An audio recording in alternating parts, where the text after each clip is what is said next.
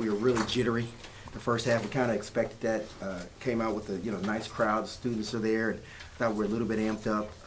Thought these two guys here, they couldn't wait to get this game. Kurt's been waiting 2.5 years to play.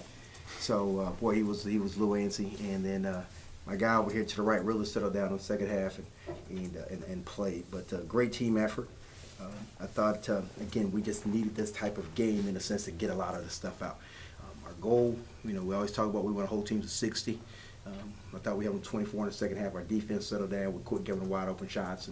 And so, we still got some chemistry issues to work out. Way too many turnovers. Wow, 14 block shots. Wow. Okay, that's good. Questions? Questions. Yeah, I'll stop with that.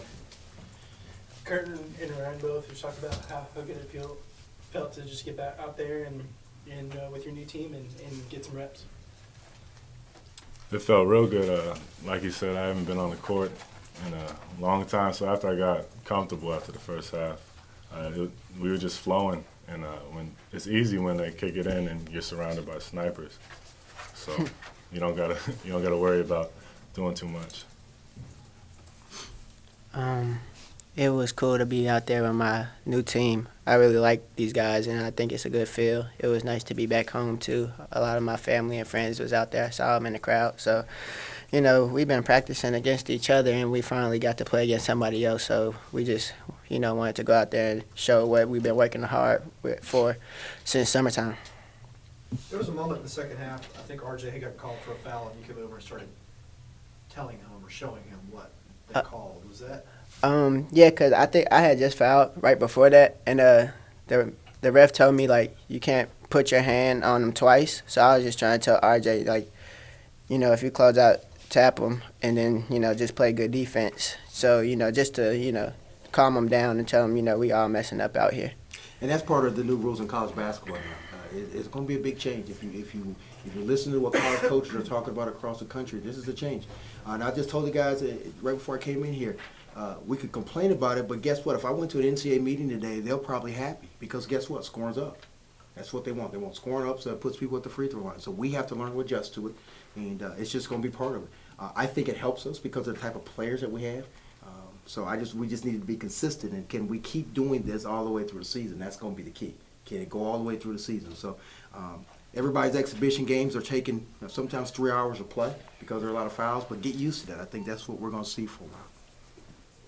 Was that the type of communication, though, and just kind of leadership that you want to see from some of the new faces? Yeah, it's funny because we've been talking about leadership here for a couple of years now, and Ryan's been through a lot, and being able that's going to help a guy like RJ. It settled RJ down. He understands it. He respects Ryan, and so that really helps. For the first, I felt the first year we had veteran guys, but they weren't veteran because they hadn't played for me. This is the first time I walked into a game where I was comfortable at Georgia State, where I felt like I had got people on the floor, people on the bench that know what I want. For the first time, I told my wife even coming over here, wow, I feel so different. This is the first time I felt comfortable coaching at Georgia State because I didn't have new people around me. And so you need that. And there's no greater teacher than experience. And so, we talk about our expectations, but the one thing that's going to help us is our experience. And that's what I really, really like. Could you talk about the inside game a lot? Has been made of that coming into the season, and what should we expect from them? And two guys in double figures tonight. Yeah, the thing is that I have to give a lot of credit to Everett Sullivan. I really, really charged him this summer to get these guys better, and he's really worked with these guys. He spent a lot of time over the summer working with our bigs, and we talk about paint touches. We've got a number. We won't tell you our number, but we have a number of paint touches we have to get. And Everett has done a great job with just the development of you see TJ and Kurt, and you didn't see LeBron because of his injury, but our bigs have gotten better. That won't be a liability for Georgia State anymore. And so we want to give a lot of credit because he's put a lot of time into these guys. And so kudos to Coach Sullivan. How do you feel about when Hart's on the bench and White's leading the floor at points? Same way I feel if he's on the floor, if he's not. I mean, they're all my guys. And so they know if there's a system, we play it. And it doesn't matter. If Ryan Green is running the point, we do what we do. And that's these guys know that. How was the shoulder? Were you trusting it out there or thinking about it? Or? Praise God, it felt great. Yeah, no, and I gotta say, I'm proud of this guy, man, because you guys have no idea when you don't play for that long.